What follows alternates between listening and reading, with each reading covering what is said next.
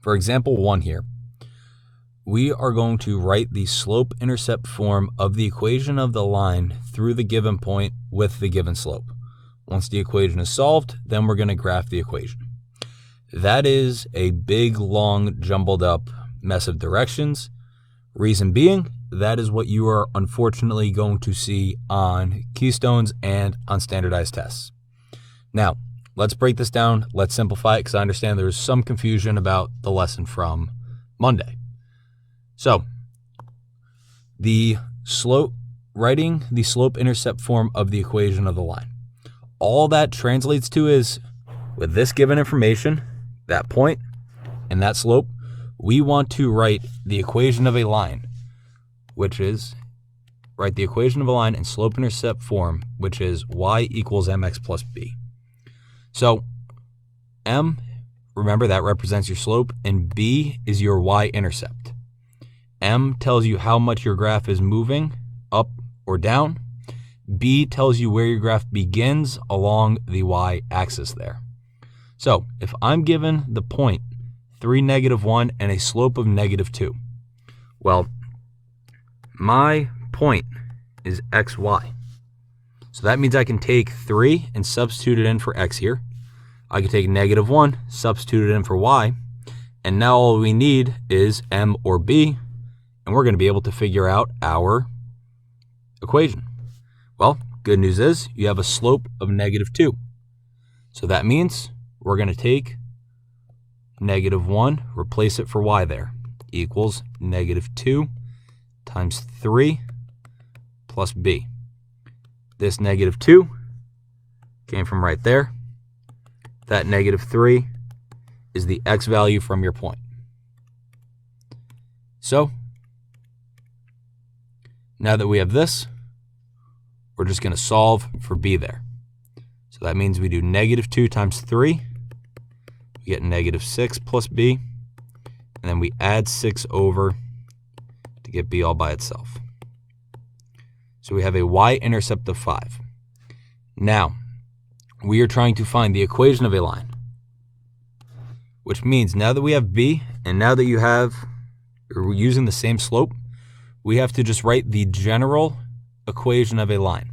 Now, the general equation is y equals mx plus b, except only m and b are substituted in for the equation.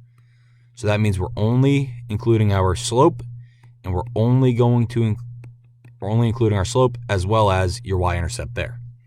So the equation for a line that has a slope of -2 that runs through the point 3, -1 is y equals -2x plus 5. So that means I start out by plotting my point at 5 because that is my y-intercept. That is where my line crosses over my y-axis. And now I have a slope of -2, which means I'm going down 2 and to the right 1. Because remember, with a slope of -2, we can have a negative run of 2, a negative rise of 2, that's strike 1, negative rise of 2, and then a run of 1, which means you go down 2, because that's your rise, and then you run to the right 1, because that's positive. Likewise, -2 is the same as 2 divided by -1, which means we can also go up 2 and to the left 1. All right, once you do that, connect your points and create your line. All right, and you'll see that if we were to keep extending this line, it goes through the point 3, -1 right there, just like we were trying to solve. So that is it for example 1 there. Now, for example 2, we are trying to find the equation of a line that goes through the point -4, 0 and has a slope of -3/4. So we're still using slope-intercept form of y equals mx plus b.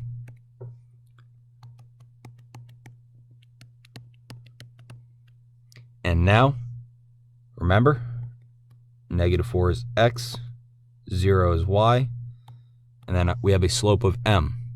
So we have values for everything in this equation except for our y-intercept. All right, So we're just going to plug them in. We have 0 equals negative 3/4 times negative 4 plus b. So 0 equals negative 3/4 times negative 4. Multiply these together in your calculator, and you get positive 3 plus b. And then we need to subtract 3 to both sides because we're getting b all by itself. So we have a y-intercept of negative 3. Now remember, we're trying to find the equation of a line. When we find an equation of a line, you only have your slope and your y-intercept plugged in. So the equation we write out for our final answer is y is equal to negative 3/4 times x minus 3. It's only your slope and your y-intercept plugged in there. All right? So our y-intercept is negative 3. So we go down on our y-axis to negative 3.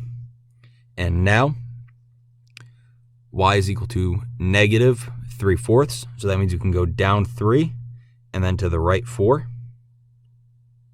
Right there. Also means going in the opposite direction. We could go up 3 and then to the left 4.